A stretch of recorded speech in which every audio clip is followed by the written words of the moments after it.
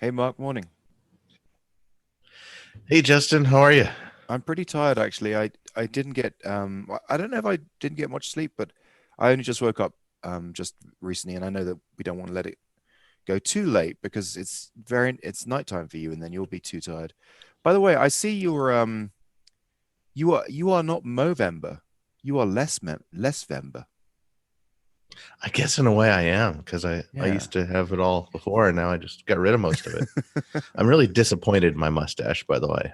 Oh, why? I had such a head start. I was imagining, I'd be like the guy at the bowling alley at the end of the Big With Lebowski or with something. like curly handlebar things? Yeah, but it's like I can't grow it that fast, which shouldn't be surprising because I mean, even at my age now, I still can't grow this part of my beard or much over here, which is why I usually shave. I've got like Maybe these when you huge grow up. missing spots.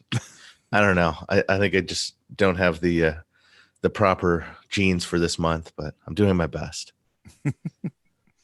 Nice. So yeah, you said you were probably going to be busy next week with the holiday in ancient times was known as Thanksgiving, now more commonly known as Black Friday's Eve. But Mm. I've got a bunch of stuff to talk about for Black Friday Go on then. because I got to Let's hear all about it. What about do some goals more though? talking. Right. Thank you.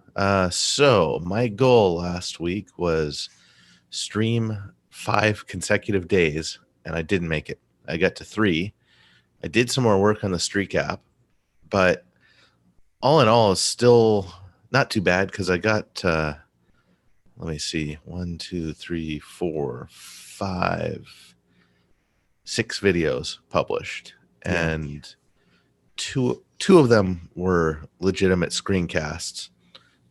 And I mean, if you count like the live streaming working on the Streak app, like that's a third. One was pro, so it's still a lot of output. And looking at the stats, they are now these are rolling 28-day numbers, so they're better than last time. Doesn't necessarily mean I have more traffic this week than last, but views are now up 77%. Watch time is up 75%, and reach is up 109%. Wow. So That's very it's cool. yeah, it's I mean it hasn't translated into new customers I was yet. just about to say Enimula. I don't think that's ever very instantaneous. Yeah, Like yeah, in my case, it's kind of a slow funnel. Like people yeah, discover the channel, then they start watching more, and then yeah. maybe a month or two later, then they pay. That makes But sense. yeah, but it's it's encouraging. Oh, and I got the secondary goal is I got the Black Friday, not the Black Friday email, but I emailed my list, which I've basically ignored for months. Sent an email out to like 3,000 people and said, "Hey, I still exist. I've made lots of tutorials. Come check them out." Yeah, And got a couple responses back asking about Phoenix Igniter, which is kind of a good thing. yeah. So I That's cool. gotta, yeah. So My goal that's yeah. um was to work out like because we'd done the second set of stats. So I was going to work out, okay, what direction is this game going to go? Mm-hmm. That was my goal, right? Um, yeah. So the game is going to go into basically ultimately where it's going to go is is in a completely rounds based game. Mm-hmm. So you join the game, and really the only thing to do is to be in a lobby and then wait for the countdown and then have the round that's going to be kind of like a Mario Kart round on the slider tracks. And so you'll be able to like knock other players off the track, and it won't be like this open world type exploration type game. Mm-hmm. But what I've decided to do is to do it in two phases. Is first of all to get those mechanics into the existing game. So basically, to make it so that there are rounds and that it is open world and that building on what it is, and Mm-hmm. call that Slider Classic. And then to do a new game and basically just use all the code base and all the parts and all the different things that I've got, and then actually get the builder to just build just a couple of tracks, maybe five, Mm-hmm. that are very specific to that purpose. much wider tracks, much more, set up Yeah. for multiple players. So right, so I think for probably for the next couple of weeks, I'm just going to be the core mechanics that I want need to get are lucky blocks, which is like lucky abilities that drop on the track, so Okay. that you can get like a banana gun or something like that, and then a power Or a boost lightning if bolt that shrinks everyone else and yeah slows them down and makes them fall to their death. exactly yeah, and then the other one is the just the round. So in this version of the game, the what I'm working on right now specifically is because there's like 12 tracks or whatever. So what I'm going to do is I'm going to put everyone it says waiting for a challenge to start. Do you want to join? And then when you join, I'm going to put all the players into a giant test tube hovering above the start. And they're all going to be in this test tube, and then it's going to like shake it and like move it around and stuff like that. And then at the beginning of the thing, I guess it's going to like tip them out or just disappear or something like that. Sounds And pretty then cool. and then they start. Yeah. Yeah, so that's what I'll be working on over the next couple of weeks. So have you? I mean, if is that like your whole update? I had a quick question on that. Yeah, pretty much. I Yeah. mean, Have you tell me. thought about that? About like the trade off? I'm sure you've thought about it, but like the trade off between having all the people who like this kind of game concentrated in one versus having two separate places they can go with different, slightly different play styles, but still being full of sliders. Yeah, I have, and I do think that there is two different play styles. And one of them sort of the way that it is now, it's kind of a bit more like an RPG type of hangout concept. Mm-hmm. And the other one is something different. Um, yeah, I don't think it's good. First of all, there's just so many millions of players. I mean, it's a test. Yeah, I've yeah. thought about it. I don't have an answer. We'll just see. But my feeling is that it's sort of like franchises, like movie franchises. If there ends up being a whole universe of slider games, like a slider classic, a slider royale, and then a slider. I'm waiting for that one. Well, the royale is the one I just described. Yeah, yeah, Yeah. that would be that one. And then like I don't know, a slider PvP. So then when someone types in slider, they sort of get like all these different games. So that would give you more of a long tail on each user, I would have thought. Yeah, yeah, because I know if you're publishing like cheap Amazon Kindle books, Yeah. like one very successful strategy is to just make another one every single month, and people that do that usually pick up a few new readers every month, and then those new readers, like some portion of them, will go back and start buying all their other books. So it's Yeah. like Yeah. it's like if someone likes what you're putting out, the more stuff you have for them to consume, the better you'll do. But then on the other hand, I know, some people are like, no, you should just do one thing and spend all your time on one thing and make that No. amazing. I mean, So part of the reason why so Chris has convinced me that the slider royale version is the one that's going to be really successful versus the open world version. But I just really like the open world version, so I can't let it go. That's the reason why I have to have two games. So I'm let's, just using it as the sandbox to build the timer dynamics, the lucky block dynamics, all those dynamics. One thing I should mention is that there are some super fans of this game. There's one kid that's been in there for 8 hours. like if I'm awake when you live stream, Yeah, I'll sometimes, click and check it out, just hang out for a minute or two when I see the email. yeah, And like now, like recently, every time I go, there are kids in there running around. It's like, it's pretty interesting. yeah. So Well, yeah. So that's my update. Thanks. nice. Hmm. Yeah. So I guess we've got a few topics. So I sent you a link to like a bundle app subscription that I thought was kind of interesting. It's I saw that a long time ago, by set the way. app. Oh, okay. Mm. I just discovered it today. Yeah. Then another thing is, I guess I'll just talk about that really quick now. Then, so it's called setapp.com, and it's a $10 a month subscription that comes with a ton of apps. and some of them cost more than that on their own. Like my old roommate was told me about it because he's been using SQL something. What was that? He's got like a SQL database app in there that he writes all his stored procedures in, and it's $15 a month. And setapp.com comes with like I think it's like over 100 apps. Like when I click all apps on it, I just see like this crazy long list of stuff, like productivity stuff, creative stuff, dev tools, just all kinds of stuff. It really reminds me of back in the day, when I first started using computers with my dad when I was a kid. We would always be looking out for these discs or different things, or just shareware packs, and just all these bundles of stuff. Okay. It So was, so I thought of this as like, oh, this is like Humble Bundle.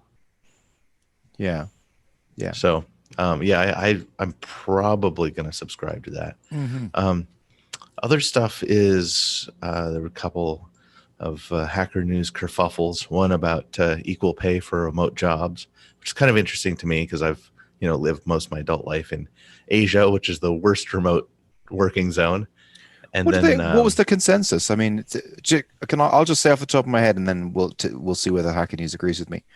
It seems ludicrous to have equal pay for remote jobs to me, but just because I don't know, it's just like a cost of life. I mean, well, it's perfectly acceptable to have equal pay if you find someone who you want to pay a lot. That's fine, but I don't think it should be some kind of enforced thing. That's what I'm saying. So it just it doesn't make sense to be enforced, but it's okay if people want to do it.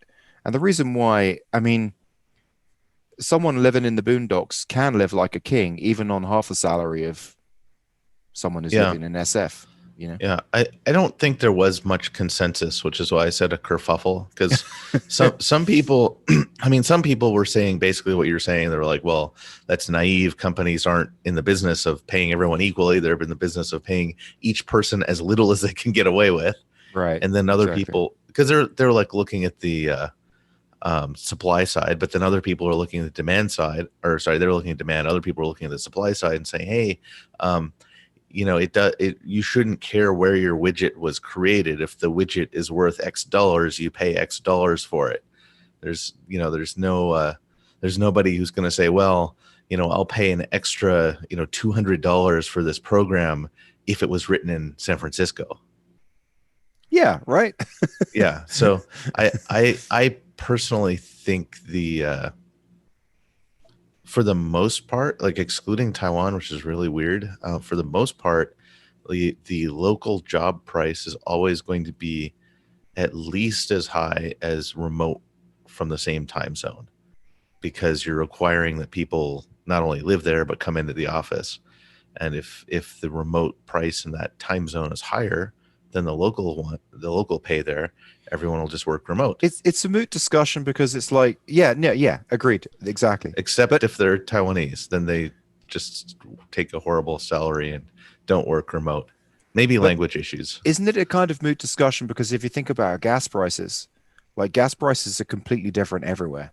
And the reason why they're different is just because that's that it's just about the region. It's like what they can afford. It's what's how much it costs to get there. Well, I It's also there's a lot less global competition.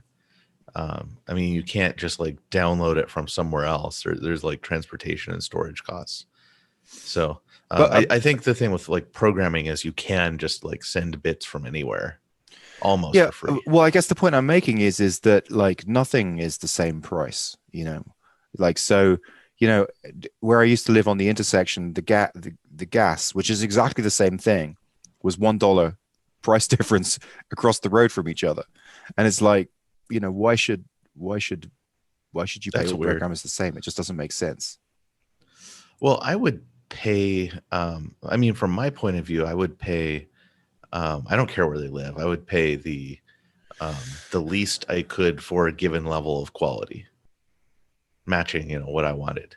But I don't know. It was an Yeah, interesting yeah, that discussion. is interesting. Yeah.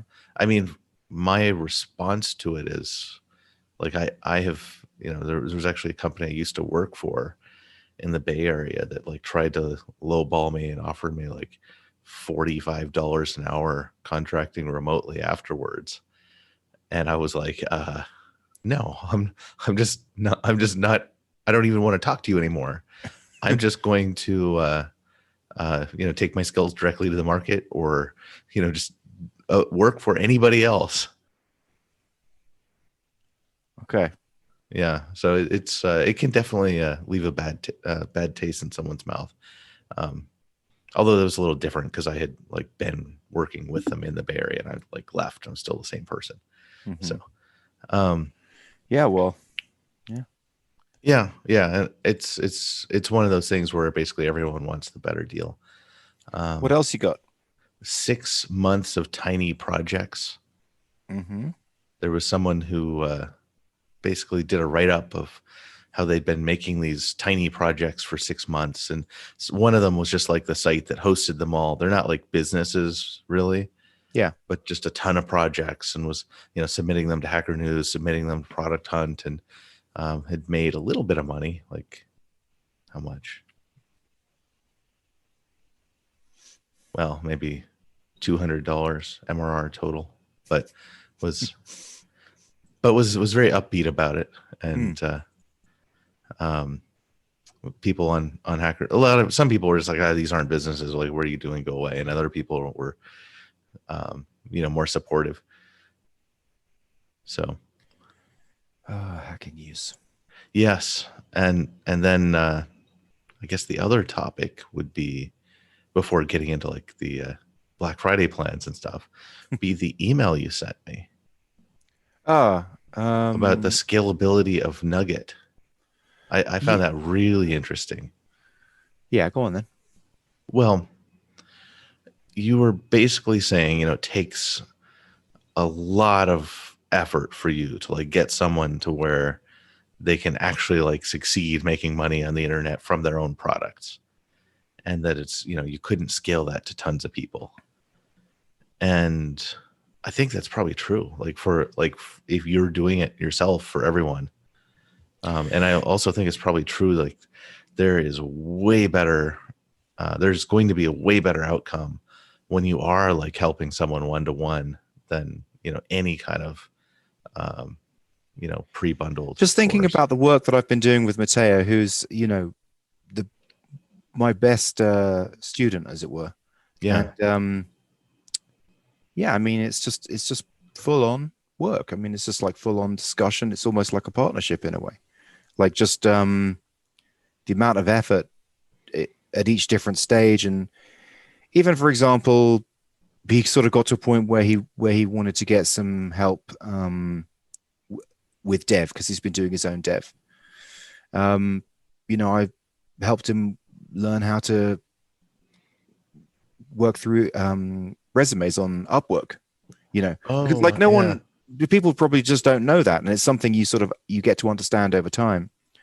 And just made me realize, holy shit, I've just reviewed 10 resumes for him, told him which 3 people he should interview. And it's like, wow, that doesn't fucking scale, does it? Like that doesn't scale. No. And if that's what it takes for people to succeed, and how, Yeah. So you know what so I think I mean? I think it does take a lot of work to like really get someone to succeed if they weren't already going to. Yeah. Like if they're already going to, you can definitely, give them a nudge and get them there faster. But He's a classic person who was already going to succeed. I mean, okay. he's essentially in the middle of succeeding. Where that's Hmm. kind of the reason why I picked him, and why I'm so happy Yeah. that he was able to work with me. I mean, he's the guy who's putting products out. Who's building his audience, who's doing all the things. But still, even so that's what I'm sort of saying. It's like even if you're working with real star material, you know, and you're actually helping them genuinely succeed, like get to a point of true success, it's Yeah. Yeah. a lot of effort. So my thought about the scaling, because I mean, this is interesting to me because I went to a coding school that was really successful, and I've been reading about Y Combinator since almost the beginning, like you have. Um, I think there would have to be like some batch interaction where, where people are, multiple people are in there. So it's not just you helping them, but they're also helping each other. And then the key thing that I saw personally at Hack Reactor is like you have some people from the previous cohort who are really grateful because of how well it worked out for them. And like I was one of these people. Like I did like algorithm interview preparation for like 50 students in the next like 3 or 4 months after I graduated. Just because I was so happy I 10x'd my income from the previous year after I did Hack Reactor. So, and then like in later classes, there were other people who were always hanging out there and helping, the next group. I don't mean any disrespect, but it's just a much easier problem to solve. To learn to Yeah, code and get a job, it's very limited in scope compared to starting an online business. So it it just is. But at the yeah. time, neither you nor, well, especially you, not even Jason, really seemed that bullish about it being doable in 3 months, though. Yeah, but I still think it's just like a very like the sort of the surface area of time applied to you by those people, by that course, by the cohort, all that stuff just can't, it just doesn't work. Like, and even if you look at Y Combinator, it's there's so much more time given to each person, so much more resources, so much more money. It's not like going in and just reading, doing an asynchronous thing. So it's just apples and oranges. That's basically the Right, thing. right. Yeah. Well, it's harder to do anything part time, I think. Yeah. Uh-huh. But I still think like if it's really gonna make it, it's got to have some kind of community component where people are happy about what they got out of it, and they're still like hanging around. Some of them, not everyone, but it's got to be something where somebody hangs around and is still like kind of there both as an example and as a helper for the next batch. Still really difficult. It's really difficult. That's the Yeah. problem. It's just really fucking difficult. Like, look at you. You know, I mean, you are what, 4 grand? You're 4 grand a month is it's been your peak, and you've been at this for a couple of years. Well, I have also had severe repetitive stress injuries that were so bad it hurt to brush my teeth when I started. So I mean, like the first 6 months of this was like 5 hours a week, and even like this year, I'm probably averaging 10 hours a week.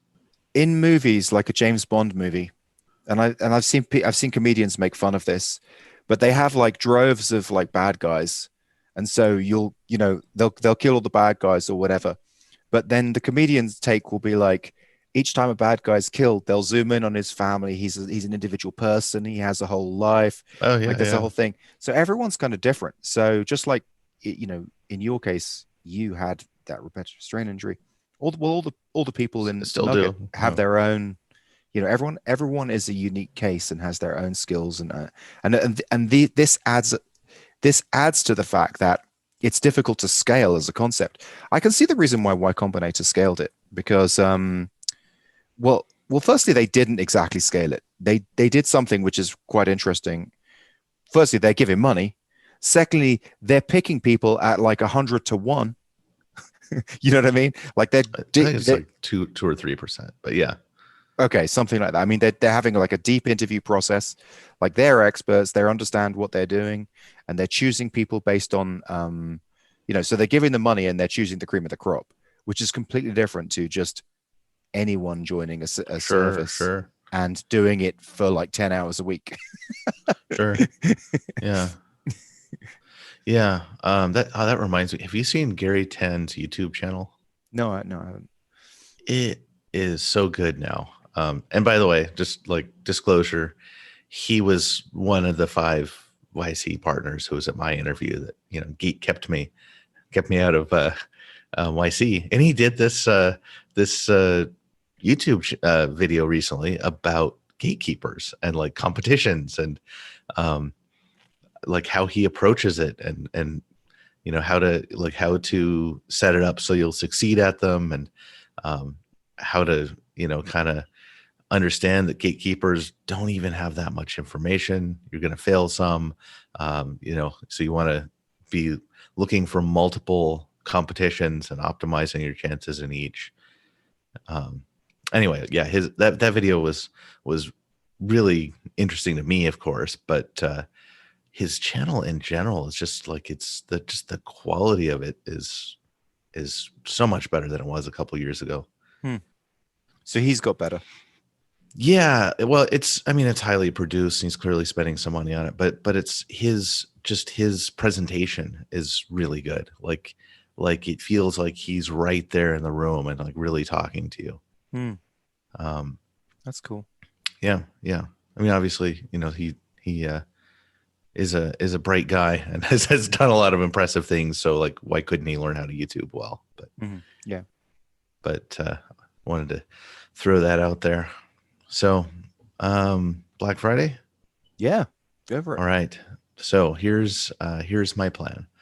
I have an email sequence that I've used, for 3 like substantial launches, but also a number of just rolling smaller ones. Like every few months, I'll just pick up the new users that have never been pitched anything and put them through a funnel. But I'm not going to use that this time because it's a couple years old, and the stuff that people are really interested in is changing in Elixir. Like it used to be, deployment was this big deal for people, which I still don't get because I never found it difficult at all. And actually, like, you could just deploy stuff the exact same way you could with Rails or any other stack. But people were trying to, I guess it was just too many options. But now people aren't, they're not as focused on that because there's been some new tooling, and there's kind of like a standard way 90% of people do stuff. And they're talking more about live view and about just other stuff in the ecosystem. So I'm going to reuse about 60%, maybe 40% of the material, but write totally new emails and also include newer material because I've made a lot of stuff in the last year. So I'm gonna send that out to my list of 3,000 people, and it's gonna be a similar offer to last year. There'll be a discount for people signing up for an annual subscription, and it's I don't really do many discounts. I tell people that, so this will be like the one shot they have to get it at a better deal. And the other big thing is I'm going to be live streaming work on Phoenix Igniter for most of the next week that's coming up, and I'm gonna make that an offer as well. So last big launch, Phoenix Igniter was a bonus that I threw in for free because it was in alpha and I'd barely added anything to it. This time it's going to be a separate thing I sell. So I'll have an offer for Phoenix Igniter at a discount, and then an offer for Alchemist Camp at a discount, maybe a bundle. And one new thing, which is going to be a pre-sale of a mini ebook on Elixir Games. And it's going to be just like a really simple one which is if you don't know any Elixir at all, you can write it. It'll be like the guessing game I did in lesson 1 of Alchemist Camp. And maybe a Flappy Bird clone. I just wrote a Flappy Bird clone in Rust, which was pretty fun. And then a couple other, nothing super difficult, but just a few small games. And I'm aiming for about 50 pages. JavaScript? Isn't the majority of something like a Flappy Bird clone JavaScript? The one I wrote was in pure Rust. But isn't it how does it present itself to the user then? Through basically through community. It's got OpenGL bindings and Vulkan bindings. So basically, you're in a web browser, or you're just in a command line? No. But it also does compile to WebAssembly. So I would have to add like one library and a few lines of code, and then it could be in a web browser. Oh, cool. So that would be the same with Elixir. Elixir isn't going to a game for an Elixir. It's just playing in some kind of executable on your machine. Um, well, you could do it either way. It's so Elixir is not as good at this as Rust is. Like Okay. the reason, I mean, Rust is like Rust can do anything, and like you can write like an implementation of the Beam or like the Erlang VM and Elixir and like build the entire world in Rust if you want to. Okay. Whereas it's like an alternative to C++. Right. Right. Whereas Elixir is, it's garbage collected, it's higher level. But what would be the presentation format of the Elixir game, Flappy Bird? Well, okay. So Flappy Bird, I think I would do on a web page. So then most of it would be JavaScript. Well, no, I'd use Phoenix Live View and write it all in Elixir. But so that creates JavaScript? Yeah, it basically it does the JavaScript that you need in order to do the diffing over WebSockets that I showed you in that example video for Reactor. But say, for example, capturing someone's touch event, that's happening inside Elixir? You would write Elixir code, yeah. Okay, and Elixir code outputs somewhere along the line some kind of JavaScript binding that traps that. So you're not really looking at JavaScript anywhere in your Flappy Bird game. It's all Elixir. Yeah, that's how it would work. I think that's the nicest way to do it because it would just like people would be more excited about having it in their browser. Yeah. Like the first game, like would just be a guessing game, like guess a number between 1 and 100, and you and it'll That's tell pretty you, simple. like, so this is like lesson 1 in Alchemist Camp. So it's and I'm going to use basically that same code, just up it in difficulty slightly. The thing that's nice about Live View, other than it being an Elixir, well, actually it's related because it's in Elixir and it's got its own library and it's like it's doing all the stuff over Phoenix channels. It doesn't go stale as easily as anything I could do in JavaScript because like any JavaScript tutorial or anything I've put online, it seems like is way out of date within a year and it's broken a few years after that. Whereas, if all the code's in Elixir, it's not too bad. So, I'm going to aim to sell that book for just $5 during Black Friday. And goal there. Maybe I should do Black Friday deal. It's like it's the one time of the year where no one will question it. And a lot of people are excited by it. And I think, How much off do you give? Like what percentage? Well, let's see. Alchemist Camp is normally $210 for a year, and I've been making it $150. Probably going to go up to $160 this year. On the Black Friday deal. Yeah. So it's just like a 25% discount. Yeah. Phoenix Igniter, maybe I'll do like a 1/3 discount or something. Okay. Yeah. I thought it was more like a 50% or something like that, but yeah, that's fine. Okay. Yeah, you could. I think Jeffrey Wade does actually, I know he does 50% because I got Laracast for $49 last year. Okay. Yeah. It can't hurt unless it's something that you have to spend your time on. Yeah, it is something I have to spend my time on I still haven't fixed the nugget funnel. I probably won't do it. We don't even need to talk about it because I'm probably not going to do it. Yeah. Well, by the time I have this published, we'll know. Oh, I want to ask you something. Are you putting the intro in the intro music in the shows? Yeah. Yeah. Someone said you forgot to put the intro music in the show. Did you try clicking play on that page? No. Okay. Well, it had intro music in it. Are you, by the way, are you like putting the talking over the end of it, the intro now? Yeah, yeah, Yeah, okay. Because the very first time you let the entire intro play out yeah, yeah. and then the talking, but there's like 15 to 20 seconds of just fade out where the talking's Right, supposed to go right. on top of it. So that's now done. Okay. I didn't put the intro on the video. I think maybe that's what they were talking about. Oh, And the okay. reason I didn't is because I made the animation too long because I made it the length of the track. Oh, you need to fix it. Yeah, got it. I mean, You it's need to not a high change your priority. animation. Yeah. Eventually, I'll make a V2 of it, Yeah. and you know, I don't think it's good for just I don't think it's good for watch time on YouTube to start with the same thing every time that people have Yeah, already seen. I agree. I think Um, so. Yeah. I've seen some case studies where they remove somebody's intro and then their traffic starts going way up.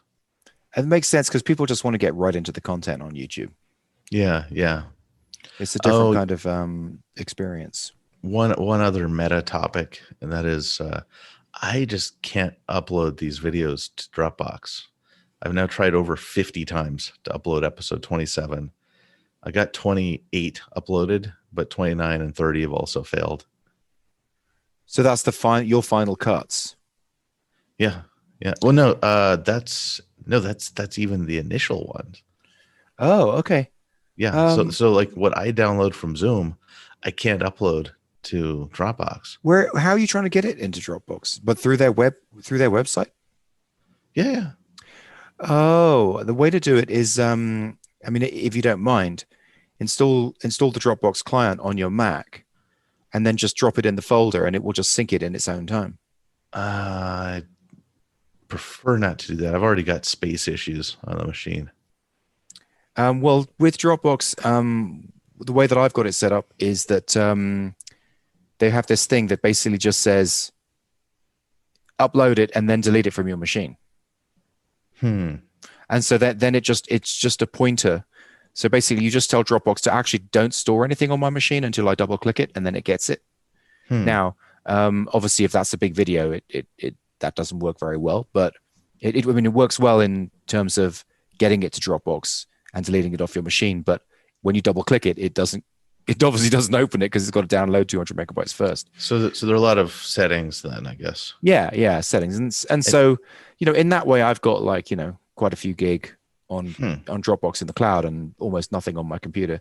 That's how I keep my Has computer pretty low. has the site failed when you've tried to upload things through it? I've never uploaded. No, it's never failed, but I've never uploaded anything over 100 megs.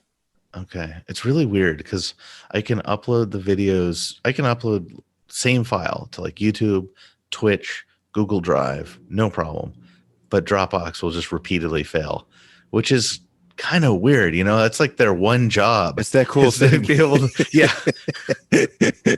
Yeah, that's you're all they're for is like for uploading it. I can't do it. yeah, but no, I think I recommend the Mac integration. It's really good. I Yeah. mean, Okay.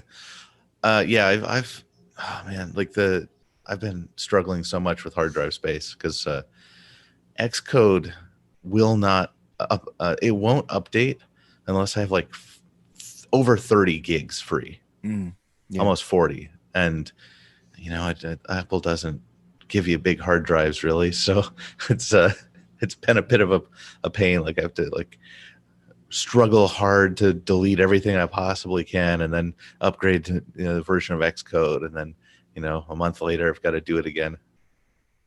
yeah. Hmm. So you've been hearing any buzz about the new processors yet? Oh, the M1. The one I talked about last time, like Yeah, my group, like entrepreneurial line chat group here in Taiwan, yeah. it's like there's a guy in there. It's just like posting 3 or 4 links about that thing every day. Wow. It'd be nice. I mean, it'd be nice to have that speed increase. Especially doing game dev. Yeah, I don't. Yeah, supposedly its improvement for GPU is significantly better than its improvement for CPU Hmm. because they've got a shared memory architecture now. So Hmm. um, yeah, I would be excited just to be able to export videos of these podcasts faster because it takes me like over an hour now. Yeah, it's a pain in the A. Yeah. Any kind of audio Well, visual stuff. but as I've said before, my $600 Asus laptop from like 2016 can Does it do it in faster? like no, it can do it in like 35 minutes because it has a graphics card. Yeah. Well, that's what the M1's going to fix, right? I think so. That the only thing I'm not sure about, well, there are two things. One is it doesn't support Docker right now. Oh, okay. And two is it's going to require every single app to be signed. Mm-hmm. And that may or may not break some open source stuff. Oh, okay. I see. Yeah. Like if Apple needs a developer certificate for every single, like you don't have to pay them. You know, it's not like that, at least not yet. But they want to have like a signing certificate for everything so they can remotely disable malware. Mm-hmm. Yeah. I mean, yeah, well, we'll just it's one of those things I'm not going to get into too quickly because it's just a bunch of stuff needs to unfold before I get on that ship. Yeah. Probably a year or two. If I had more money and time, I would probably buy one of them like immediately and get into developing something for it just because you can always kind of like ride the new wave anytime anything Apple comes out. Yeah. You can be Like one of the experts. you can be one of the experts. Also, you can get a lot of people checking out your app because it uses some new feature that didn't exist before. Oh yeah, I see. Yeah. Yeah, it's like this little market opportunity that's created every time Apple launches something. So yeah, any thoughts about my radical new pricing strategy or new price point for a product? The Black Friday thing. Not the discount on Alchemist Camp because I've done that before, but the $5 mini ebook. Oh, I think it's a nice test. I mean, it's almost free, right? So it's an almost free pricing strategy. Yeah, Um, it's it reminds me of the sort of the trick that you do to get people into your funnel where you charge them $1 or a couple of bucks, and so you've got that first purchase, and now you've built a purchasing relationship with them, and then you can start tripwire. selling. Tripwire, right? Yeah. Yeah, Is I'm that why you're hoping it doing has it? that effect. Um, Partially, I think what was it? There was something I read in one of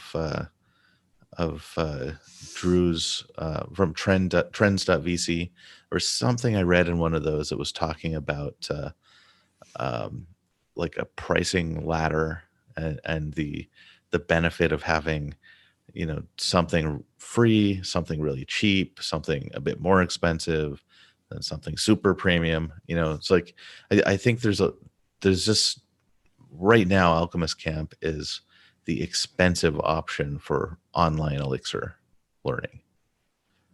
Like I don't think anyone else charges $21 a month, Okay. and there are some that charge like $10 a month or 15. I find $21 a month a very interesting number. Um, is that's your monthly rate? And and then you have an annual price as well? Yeah, so annual is just 2 months free, so it's 210. $21 a month is very interesting because it's sort of like a fuck you. Like you're basically saying, look, I'm not $19 a month. I'm not going to try and pretend to be cheap. I'm actually not going to be I'm not going to be $20 a month. I'm going to be $21 a month. So I'm over the $20 a month price mark. It's like, fuck everyone, fuck you guys. I'm 21. Like you really are Okay. making a very different statement That with that was number. that was not my intent. So any customers listening, I'm not saying fuck you. No, Thank you very much. I don't mean to the customers. I No, mean to it's the not to the customers, to the social norms of pricing. Yeah. Well, I just went up $3 at a time, and that's where I ended up. And people would still pay. I think it's great because it sort of it proves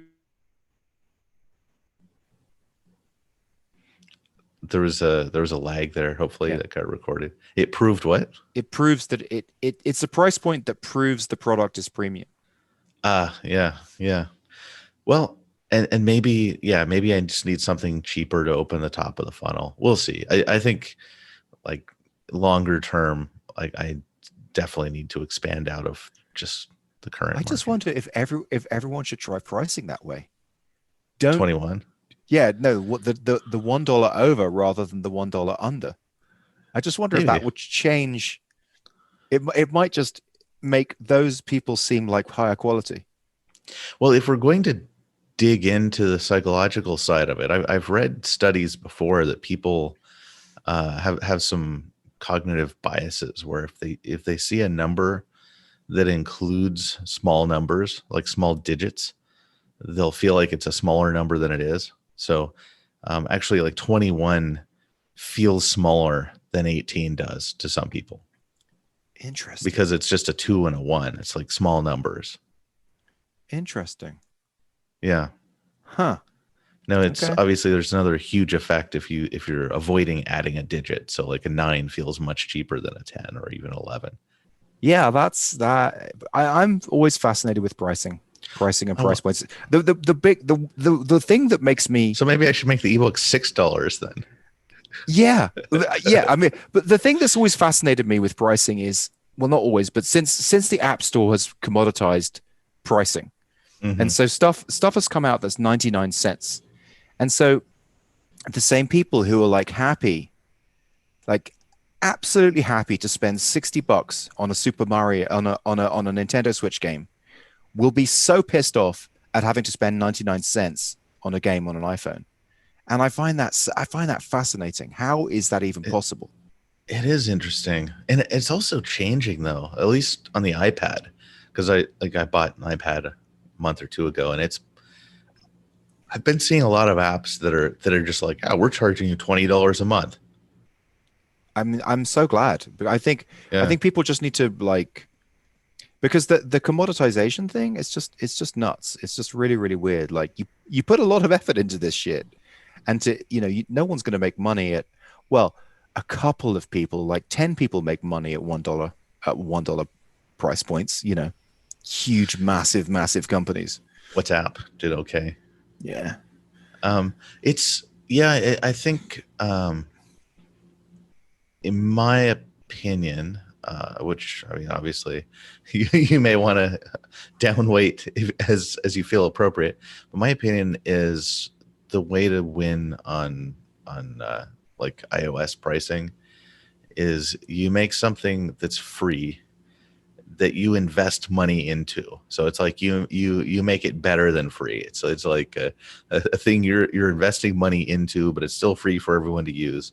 And then inside of that ecosystem that will inevitably grow if you're putting out something that's awesome and free, you have a whole bunch of in-app purchases. In-app purchases, yeah. And then some of those purchases can be like $2 or $3, and some of them will be like $200 or $300, like the Plico dictionary for Chinese learners. It's like Mm, that. mm. Yeah, that's pretty much the same as with Roblox as well. It's much smaller scale of expenditure. I mean, the highest price points you get in a Roblox is like $20. Oh, really? Mhm. That's actually that makes me kind of happy because Yeah. usually the model for games is it's like there will be whales who are spending like tens of thousands of dollars a year. Yeah, maybe. I mean, I don't. There's.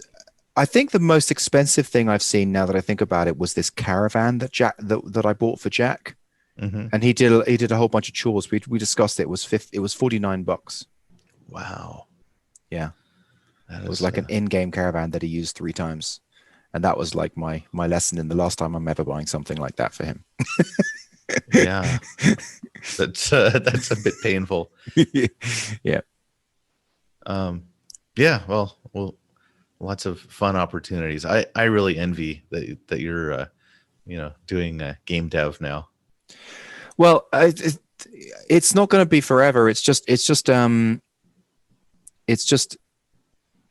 I just want to get it to this point where it. Did you ever read Rich Dad Poor Dad? Oh, that. I started it, and then I researched about the author a bit, and then I decided I wasn't gonna keep reading. There's one concept I don't know anything about that they haven't done that research, but there's one concept that they have in it that I've always thought was interesting, which is, and it just seems just basically logically sound, which Mm-hmm. is that a river is made up of many up in the mountains tiny small streams. Mm-hmm. So the tiny small streams combine together to make a river. And ever since I've had read that book, that's always been a concept that I've had in my mind. Hmm. And so I just want to get that Roblox game to the point where it's bringing in $1,000 a month or something like that. And then I'll move off, and then I'll move off it. And that'll be like another little trickle. And yeah. And then I think I'm going to really focus on the task flow thing finally. I'm getting into the headspace where I'm like, yes, I'm ready for the actual business. Getting close to that That's good. headspace. That's good. Yeah. Yeah. Yeah, it amazes me how, yeah, how many things you worked on, and how it's like so difficult to get back to the task flow one. Mm-hmm. But And the task flow one, it's so ironic because it solves my core problem. Like it actually solves my problem, which is not being good at deciding what to work on. right, right, That's the only reason why I do it. So it helps you make good decisions. Even the mock-up that one time helped me do the right thing, which was finish the boot camp. That was just the mock-up of task flow. yeah, If I had the actual task flow, I would probably be working on the right thing most of the time. It's my it's my sort of Achilles heel of not being able to choose what to work on, which is the problem. yeah, yeah. It's kind of hard to make progress if you're not working very long on the same thing. It's like that story about like the person who like tries to boil some water for like two Mm-hmm. minutes, then comes back the next day and tries another 2 minutes, and then Mm. after a week it's like, what does it take to get this to boil? Yeah, that's cool. Um, Yeah, but my case is a bit of a weird one because like I do finish things. yeah, I just yeah, it's just the when I really do them. Like so for example, I did finish the boot camp, hmm, but then for some reason that last little piece of like plugging in the funnel and fixing it, even though that wouldn't take that much work, I've got this like big mental block about it. It's really weird. I don't hmm. know why that happens. That is weird. Yeah, yeah. I would try to zoom in on that. Like everything is completely set up for revenue there, except for I just won't take the mental effort to go in and fix the funnel. Well, Nugget has already made, like, by my terms, like a, a very impressive amount of revenue over the last couple of years. So Yeah, Nuggets made it. It's over 120,000. yeah, Yeah, and like this has not even been your full-time side project or right. like I your know. your full like after hours project. I know. Yeah, Mm. maybe, yeah. I guess either, yeah, you got to either motivate yourself somehow, or I get just don't think. Laura or I something to think the help out. worst thing I could do is to stop the game, even though I'm at That would be the worst. even though I'm at the point where I'm feeling like stopping it. I think that would be a real mistake. It's sort of similar to the Nugget not finishing the funnel. So I Yeah. just need to stick with the game, get it to that point where it's earning that trickle, which can then bring back the investment that I've put into it in the first place and make extra. And How, then how much did you put into it? it's about five grand at this point, Five 5 to grand. 6 grand. Yeah. Yeah. And is it monetized at all yet? No, I have because I haven't plugged in monetization. I'm still Not yet. working on Not yet. general player mechanics. Yeah, When are you keeping me done with that? probably in about 10 minutes. But because I need you to text whether if Jude has this Mm-hmm. a Nintendo Switch. Okay. But because like I want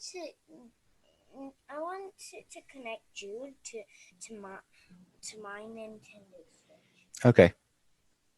We'll just be 5 minutes. Yeah. We have a Nintendo emergency. Let's do goals. Yes. So my goal is stream at least 3 days on Phoenix Igniter. I will probably stream other stuff almost for sure, but get at least 3 days of streaming on that, and obviously send out all the emails for Black Friday, and start the ebook. So this is going to be a busy week. Okay. Good luck with that. My goal is very simple. I just want to get the time-based round mechanic working in the game.